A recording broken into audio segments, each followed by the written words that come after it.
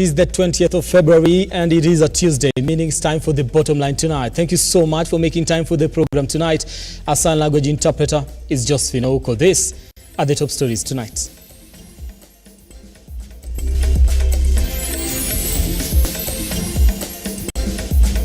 Tonight on the bottom line, a win for President William RUTO as the controversial affordable housing bill passes this second reading.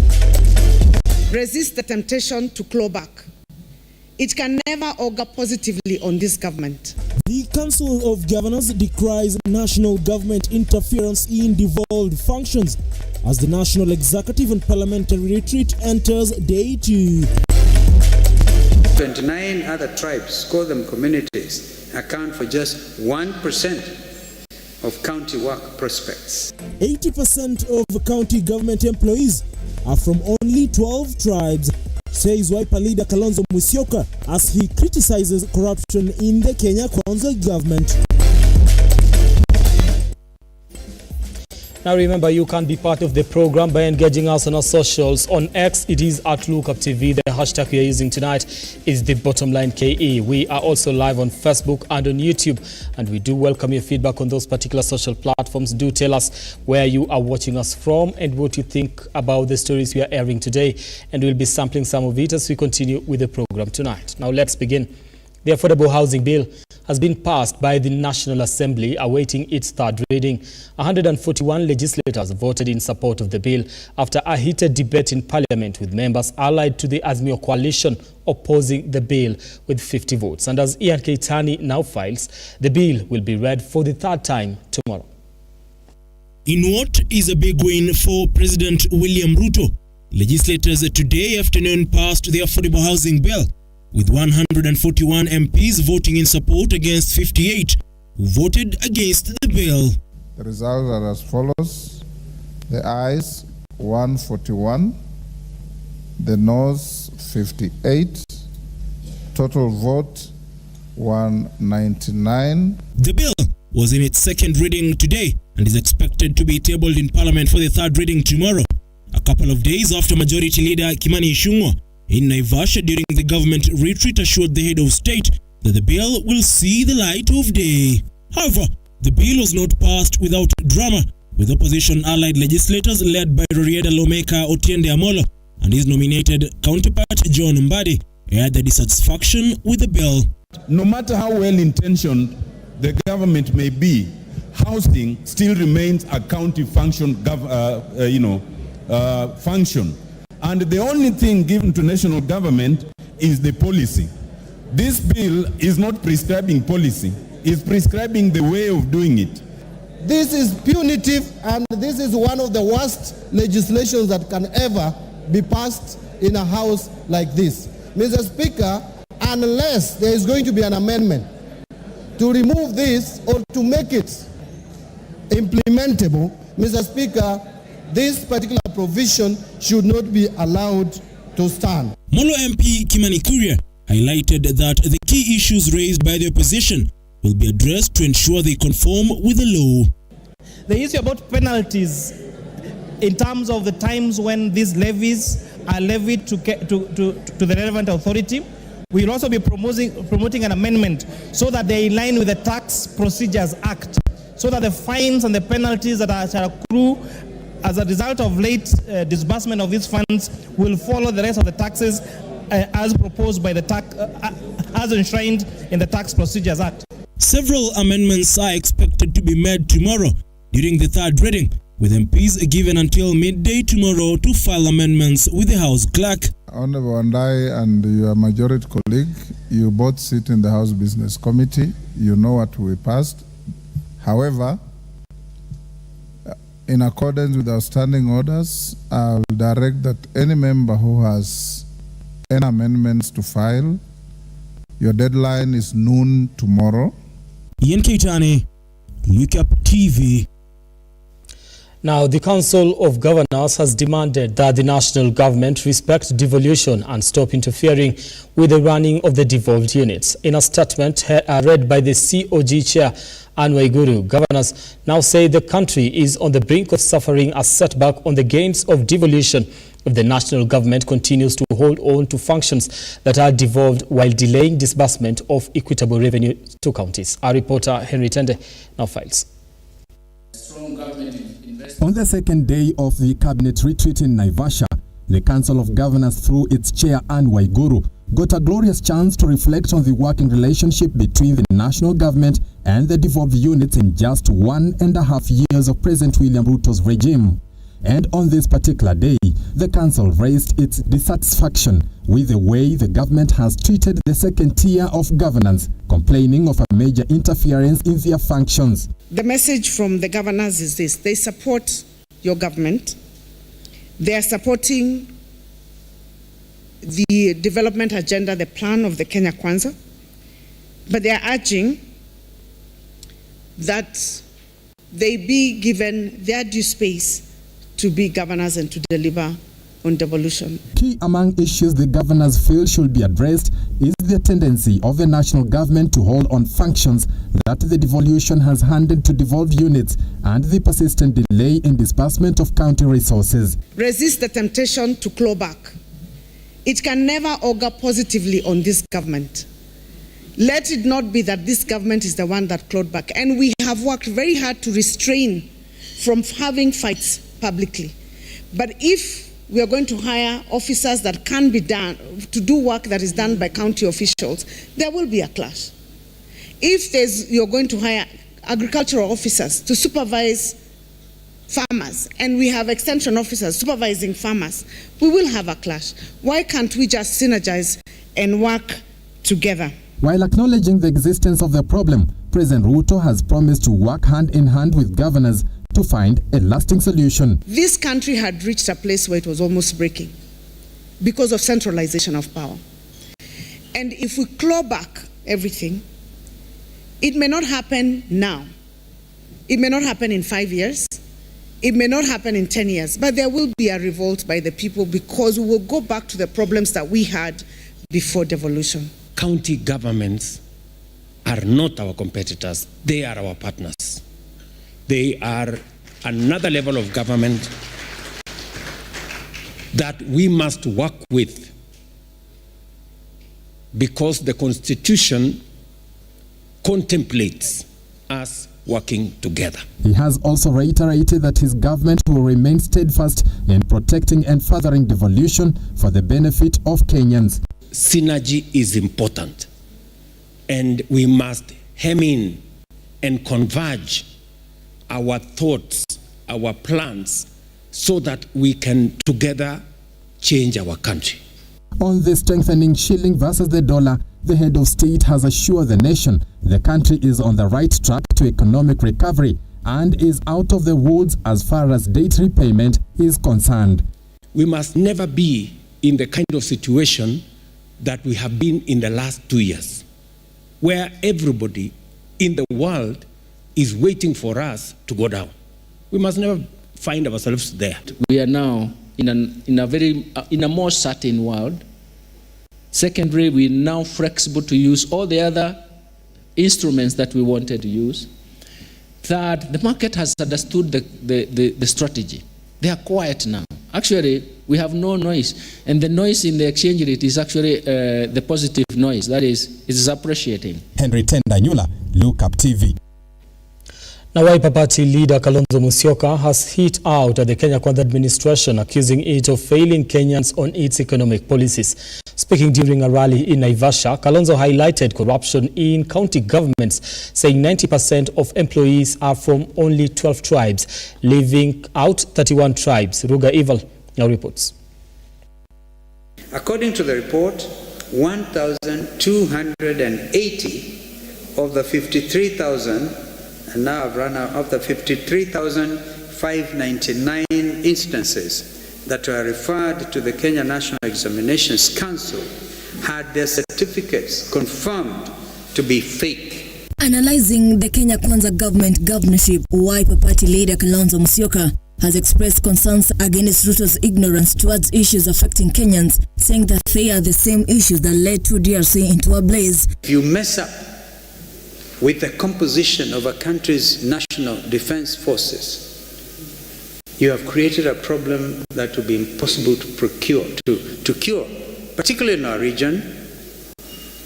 US truly has been involved in trying to help our countries in the neighborhood to get life back on course.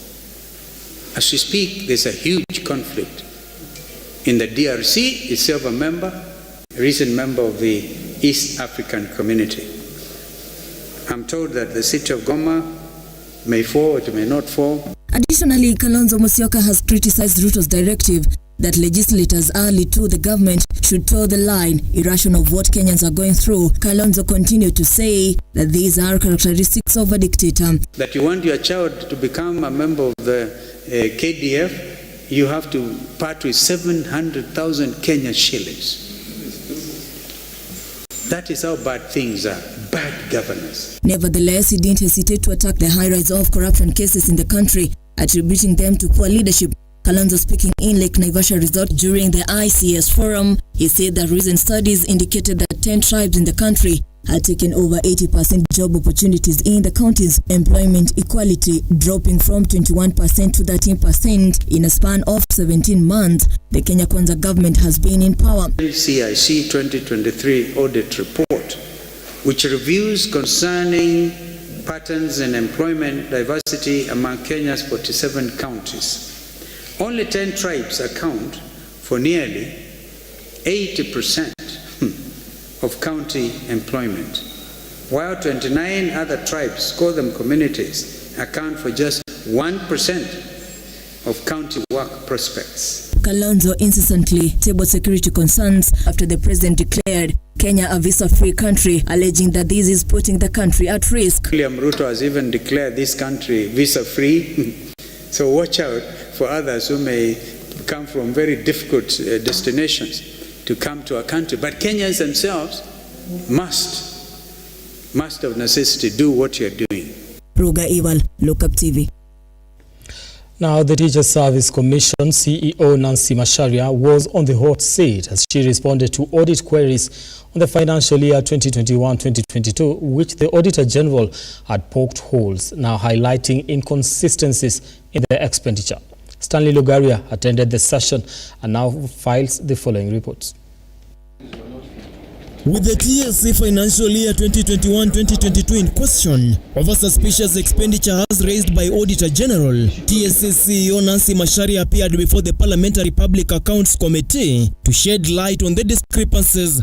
If you don't have those facts, please admit and then we see how to proceed, because we don't want to spend too much time. Management later on provided the workings showing that actually what was left after all the allowed reductions was below taxable amount. We budgeted for 20 billion, just 20 million just to cater for the drift, but then the insurance said that our claims were more than that, and therefore on over expenditure of budget, committee members sought to understand whether TSC had an exact figure of budget on the financial year, and if yes, what exact figures did the commission receive and why they overspent. Give us details that have asked for.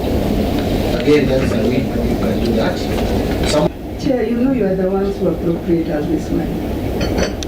So we had to wait for you to appropriate. The money you give, whether we take it to the teachers or to the secretary of staff, comes from Parliament. Auditor General Nancy Gathungu had poked holes in the process of remitting and deduction of pay on teachers based on scientific data analytic tool, which reflected on doubles and overpayment of teachers, an issue that has raised eyebrows, pushing the lawmakers to order for a forensic audit to be conducted on the TSC payroll system. On the issue of teachers' group life cover in the financial year 2021-2022, MPs inquired to understand the tendering process, why TSC underquoted figures by spending 20 million shillings, which saw an increase in claims resulting to a further 57 million shillings meant for the commission staff, seeking to understand the tendering process for a medical cover institution and whether due diligence was observed. Chair, we brought supporting evidence of this one about the tender and everything. We floated even before it expired, because already we had the budget of 20 million, but then we couldn't get, it was unresponsive because as we got to know the claims experience from the insurers, and you see it's about the market trends. We are not in insurance ourselves. Teachers Service Commission CEO Nancy Macharia, while appearing before the Public Accounts Committee, has had it a rough time to explain on how he spent on the budget of the financial year 2021-2022.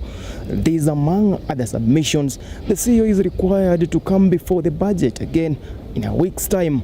Stanley Lugaria, Lookuptv at the Parliament Building, Nairobi. Time to take a short break here on The Bottom Line. We'll be back in a few, so don't go too far.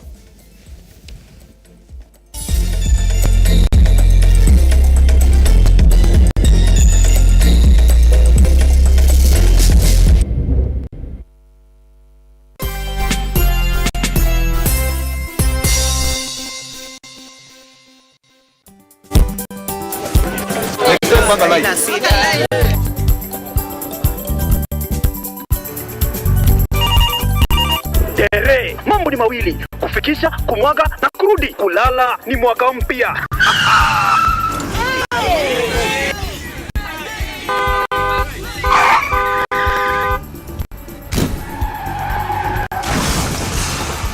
Bua muka we mse. Nini mbaya? Wewe kwani vile dereva anaendesha gari vibaya, lazima tususe. Anaendesha gari na kwa simu the whole time, hata angalia barabara.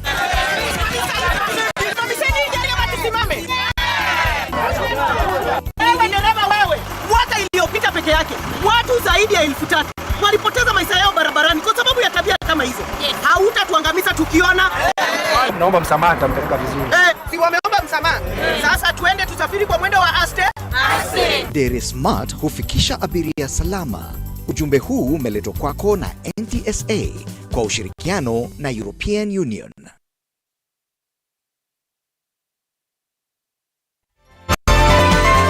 Infinity Industrial Park is one of the largest private industrial parks located along Eastern Bypass, Nairobi, which provides modern infrastructure for smooth operations for industries and business enterprises. Infinity Industrial Park offers world-class amenities and facilities with wide roads, a police station, a power substation, fire station, public transport stage, hospital, and shopping mall. In addition, Infinity Industrial Park also offers CCTV cameras, 24-hour private armed security patrol, sewer, water, fiber optic cable, and 3-phase power connection, added to public utility, canteen, and dining areas. Sail on the golden opportunity to invest in Infinity Industrial Park, fully serviced warehouses at a special price of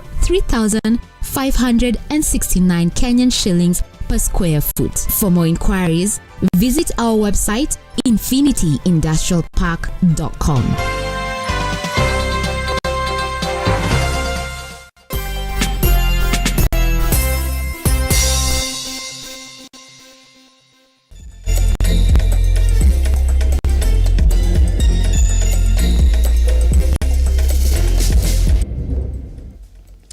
Now, welcome back and thank you so much for staying with us here on The Bottom Line. Let's continue with the news tonight. Now, Kenya National Union of Teachers Secretary General, that is Colin Soyu, has emphasized the need for collaboration between the union and the Teachers Service Commission for the country to evolve its education system. Now, speaking before the National Assembly Education Committee, Oyo further noted that TSC should address issues of pension, employment and promotion of teachers. The TSC is using the ignorance of these teachers to place the teacher somewhere. And we have found out that. As the debate on education reforms rages, the Kenya National Union of Teachers Secretary General Colin Soyu, while appearing before the National Assembly Education Committee on Tuesday, noted with concern about the tussle between NAT and TSC and underscored the importance of an alliance between the Teachers Union and the Teachers Service Commission, claiming the union's input in the pension amendment draft had been ignored. We wanted Teachers Service Commission to involve us as representatives of these teachers And we told them in black and white that we are not stakeholders, but we are.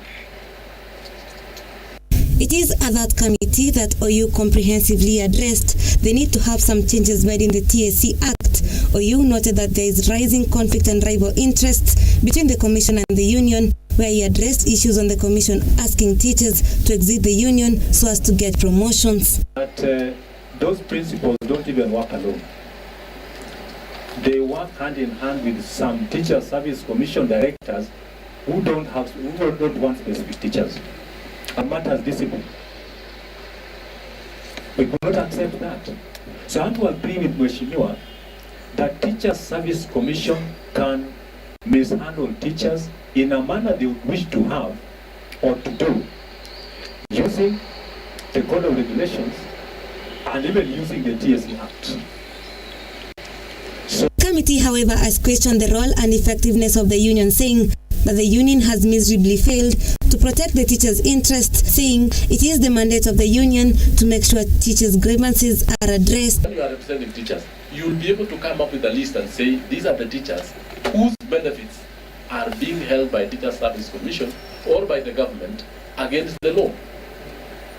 If that question is posed to you, SG, do you have the list? Do you have the number of teachers whose pensions are being held illegally? Mavin Getembe, Lookuptv, Nairobi. Right, away from that, transport activities were disrupted for about 3 hours in Lookuptv, Narok County, after residents held protests decrying poor roads with potholes that have been causing accidents. And as Shamila Baraza reports, the messy crowds were depressed with the intervention of the police. Tuesday morning in Narok town, Lookuptv area was business unusual. Heavy traffic caused by protest, angry residents demanding for the repair of the road, which aids with the commercial activities in the region. Speaking at the scene, youth leader Mukare Kaleku pointed fingers at Kenya for delays in fixing the road. Lakini pia mgonjwa anaweza kufa kabla afike hospitali sababu hii mashine. Hata ambulance inaweza roll hapa na watu wakufe, si ndio? Wamekuja maandamano juu hao kusikizwa. Kama wangesikizwa, Kenya haitengeneza barabara. Mungeoa wasikize. Mungekuwa hapa. Nataka ukiongea hapa usiwapatie watu promise.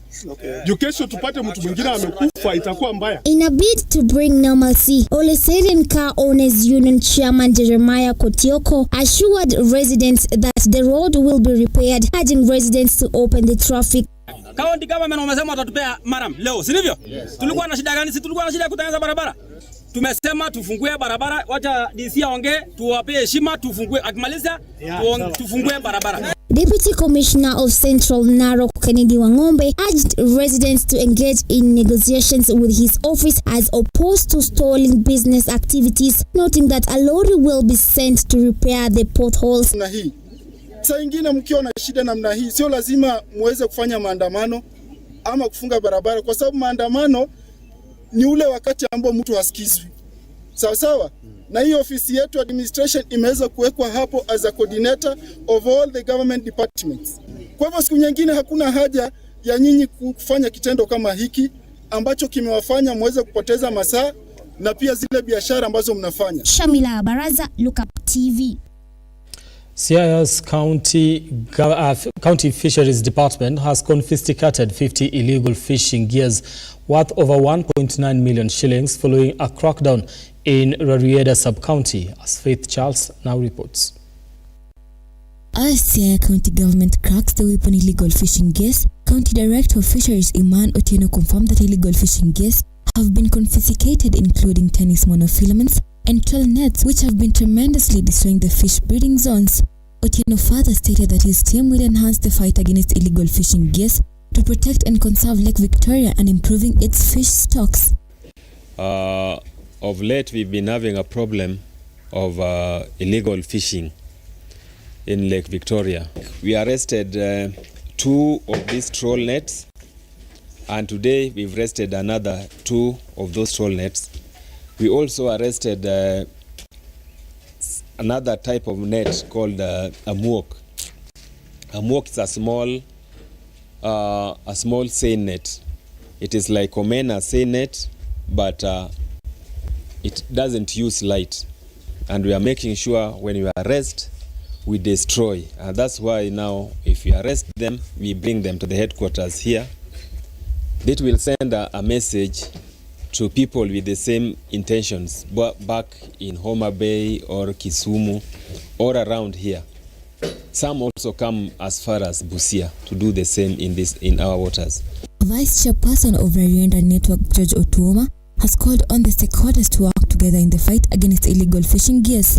He further lamented that apart from destroying the fish breeding zones, the illegal gears have also been destroying fishermen gears, stating that patrols will begin to ensure that all those fishing gears are confiscated and destroyed. We've not been having an easy time as far as the fishing fraternity is concerned, but more so I can say that the type of fishing that is now cropping up is quite challenging.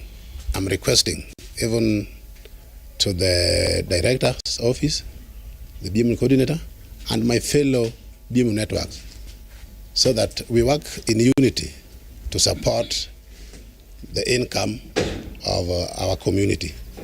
Because if you don't work together, then we are almost failing our county. Lookuptv. Now, the Ministry of Water, Sanitation and Irrigation has raised concern over the amount of groundwater being abstracted in major cities of Nairobi, Nakuru and Kisumu, warning that it could lead to water inadequacy in the future since tons of water surface sources have dried up completely, as George Hayesi now reports. Kenya stares at acute water shortage in the near future. The amount of groundwater in catchment areas in major cities, which are main sources of water, are being abstracted. According to the Ministry of Water, Irrigation and Sanitation, this is attributed to lack of surface water and rising demand coupled with large population. Currently, we have the over-abstraction in most of our cities that are heavily depending on groundwater. That is, much of it is Nairobi, Nakuru, and also the Mombasa. The three are heavily getting groundwater to supplement the already existing surface water, and much of it is interbasin transfer. So all those cities, the three of them, the water abstraction is high. We are now depleting the waters, some of the aquifers. Mbugo further revealed that the government has conducted a survey in arid and semi-arid lands, and adding there is an urgent need to restore the underground aquifers. The government has approved the first ever pilot project on artificial groundwater recharge, to recharge so that the vacuum that is there is refilled. That is like banking the water down there to the storage that is there. That is the aquifer. With 50% of Kenyans without access to clean water, UNESCO Secretary General James Njogu called on concerted efforts with the aid of research and innovation, which could come in handy to address the menace. We need research, we need to sensitize, we need more access to quality water. We need water to reach everyone up to the Wanjiko level. There may be some baseline data, but the biggest challenge we have is how this data is collected and maintained. More than 50% of the population in the country does not have access to water. George Kayesi, Lookuptv. Now, Nandi Senator Samson Cherargei has castigated the recent assault of a journalist in Nandi County. He has accused Governor Stephen Sangskam for attacking the journalist who was reporting on county activities. Now, the senator has called on the governor to step up and deliver to Nandi residents.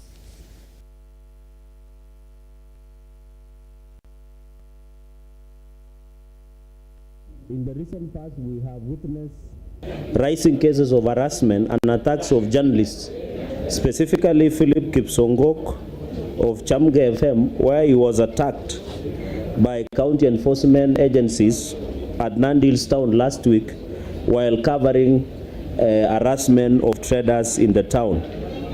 He lost a recorder in that scuffle and sustained minor injuries. This comes after the media in Nandi County covered a story of presence of rats in Kapsabet County Referral Hospital and the state of health. And I hope media, you remember that story where rats was straddling at the Kapsabet County Referral Hospital like patients. These are guerrilla attacks of Mr. Sang that are meant to twist, intimidate, and blackmail the media in Nandi County and across the country from impartial, accurate, and reliable reporting on the poor state of affairs in Nandi County and avoiding reporting of such stories. We are aware that the governor has been using proxies to intimidate and blackmail journalists, especially after the story came out on the state of health and the appearance before the Senate in County Public Investment Committee, or CPIC, last week. We also call upon the Media Council of Kenya and the Ministry of Interior to ensure journalists have a good working environment. Now, visiting Angola-based livestock experts have agreed to strike a 2 billion shilling deal for a modern abattoir to be constructed at Limanet's 90-acre piece of land in Narok North. Majid Hussein with this and more on the Business Watch. Investors in Narok County have agreed to build an abattoir after signing an MOU with livestock experts from Angola in a deal worth 2 billion shillings to build in the 90-acre area of Limanet, Narok North. Confirming the project, Narok Governor Patrick Ntutu has noted the construction will begin in the next few months. The issue of how much it is going to cost is something that we are analyzing at the moment. But if we were to go with the one that is built in Isiolo, it has costed them about 2 billion shillings. I'm excited about this project because I know what it means for my people. Elsewhere, business in Nakuru are set to reap big as the city prepares to host the SOS Adventure Ministry leader Johannes Amriza, who will be accompanied by more than 160 international evangelists.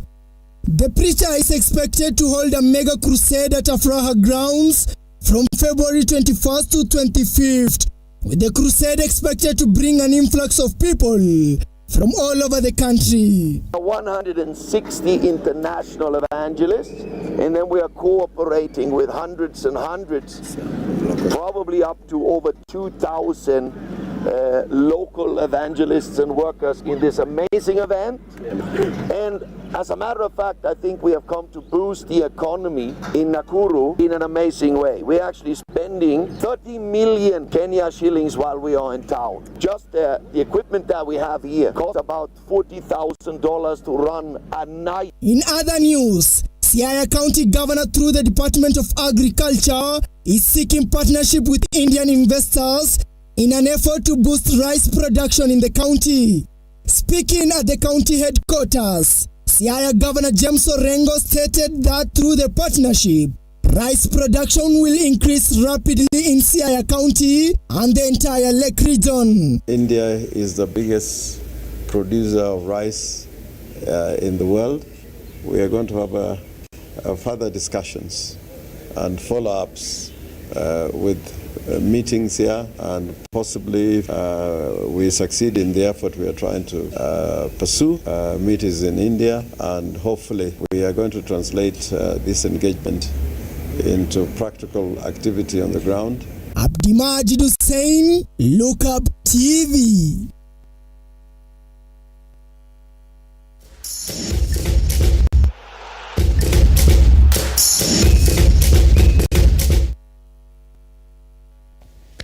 Right, let's get sporty tonight. Telecommunication company Safaricom has announced a partnership with this year's Magical Kenya Open with a sponsorship of 6.2 million shillings. Now, the tournament, scheduled for the 22nd to 25th February 2024, is committed to promoting national development through sports tourism, fostering talents and enterprise.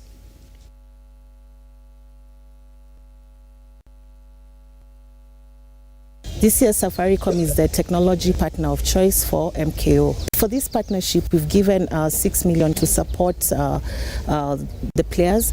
Additionally, we have connectivity, which through our Cell on Wheels, and what we want to ensure is that everyone will be able to stream the games live. No one will be left behind, and we have data bundles that will also enable the stream. streaming to take place. Safaricom this year is coming as a technology partner where they'll be providing Wi-Fi for all our players and spectators. This is not only on the golf course but also on our Kifaru village, where spectators are also invited to come with their friends and family to enjoy entertainment. This will be from local artists, DJs, and at this time you'll also be able to be viewing what is happening on the golf course from the village. All this will be thanks to the cell on wheels that will have been provided by Safaricom. Now, 2 matches of UEFA Champions League round of 16 will be played tonight. Now, 3-time champions Inter Milan will host Atletico Madrid from Spain at San Siro Stadium. At the same time, PSV from Netherlands will tackle Borussia Dortmund from Germany at Philips Stadium.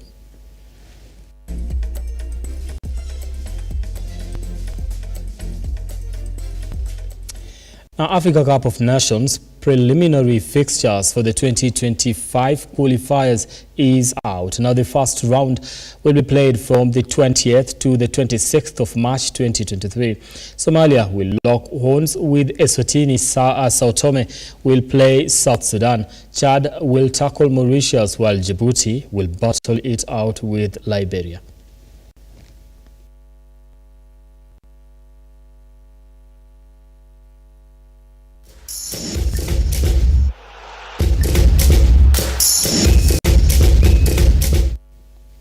All right, that does it for us here on the Bottom Line KE. Thank you so much for making time for the program tonight. On behalf of everyone that has made this one a success tonight, I do want to thank you so much for watching. My name is Brian Amuai. Our sign language interpreter tonight is Josephine Ouko. Do have yourselves a lovely night, and let's do this again next Tuesday. Good night.